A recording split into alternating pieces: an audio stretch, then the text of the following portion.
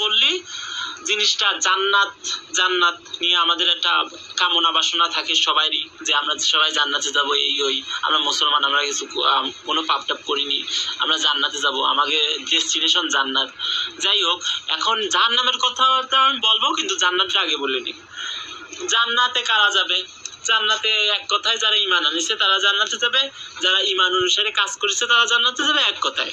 এখন বলা হয়েছে যে জান্নাতে বিভিন্ন গেট থাকবে, একটা হচ্ছে নামাজীদের জন্য, একটা হচ্ছে রোজার জন্য, একটা হচ্ছে দান সৎকার জন্য, এরকম বিভিন্ন গেট থাকবে। এখন বলা হয়েছে যে জান্নাতে একটা ঘর থাকবে, ঠিক আছে, যে যেই ঘর মানে বাইরেতে ভিতরে দেখা যাবে, ভিতরেতে বাইরে দেখা যাবে, মানে এরকম ট্রান্সপারেন্ট। যে আমরা তো এই যে ঘরে আছি, এই যে ঘরে আছি, এই ঘরে যখন আমরা এইখানে দেখতেছি না, পিছনে পিছনে কিন্তু ওই যা দিয়াল আছে, ঠিক আছে। এখন সেই জান্নাতের ঘরে দিয়াল টিয়াল আছে, সবই আছে, কিন্তু ভিতরেতে বাইরে দেখা যাবে, বাইরেতে ভিতরে দেখা যাবে, ঠিক আছে। এখন এই জান্নাতে কারা যাবে? এই জান্নাতে যাবে সেই সব লোক যারা রাগের সময় খুবই শান্ত থাকবে, রাগের সময় উত্তাল হয়ে যাবে না। এই জান্নাতে একজন, এই এক প্রকার।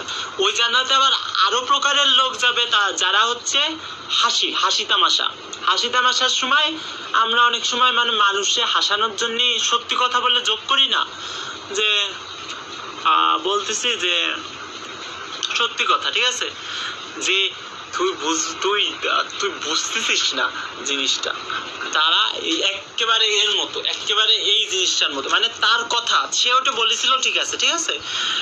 ধরো একজন বললো যে কি বলা যায় এটা,